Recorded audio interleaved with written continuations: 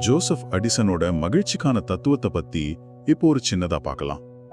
உண்மையாவே ஒரு மகிழ்ச்சியான வாழ்க்கைக்கு என்னதான் தேவை? 18ஆம் நூற்றாண்டுல வாழ்ந்த ஒரு ஆங்கில எழுத்தாளர் ஜோசப் அடிசன் இதுக்கு ரொம்ப எளிமையான ஆனா அதே சமயம் ரொம்ப ஆழமான ஒரு பதில சொல்றாரு. அவர் சொன்ன அந்த 3 முக்கியமான விஷயங்கள் என்னன்னு இப்ப பார்க்கலாம். முதல்ல, செய்யறதுக்குன்னு நமக்கு ஏதாவது ஒன்று இருக்கணும். அது ஒரு வேலையா இருக்கலாம், இல்ல ஒரு பொழுதுபோக்கா, ஏன் ஒரு பெரிய லட்சியமா கூட இருக்கலாம். நம்ம நேரத்தையும் திறமையும் ஒரு விஷயத்துல முதலீடு செய்யும் போது நம்ம வாழ்க்கைக்கே ஒரு அர்த்தம் கிடைக்குது இல்லையா? ரெண்டாவதா, நேசிக்கிறதுக்குன்னு ஏதாவது ஒண்ணு. அது ஒரு நபரா இருக்கலாம், நம்ம குடும்பமா இருக்கலாம், இல்ல நம்ம செல்ல பிராணியா கூட இருக்கலாம். இந்த அன்பு தான் நமக்கு ஒரு பிடிப்பையும் ஒரு உணர்ச்சி பூர்வமான ஆதரவையும் கொடுக்குது. மூணாவதா, கடைசியா, நம்பிக்கை. எதிர்காலத்தை பத்தி நமக்கு ஒரு நம்பிக்கை இருக்கணும்.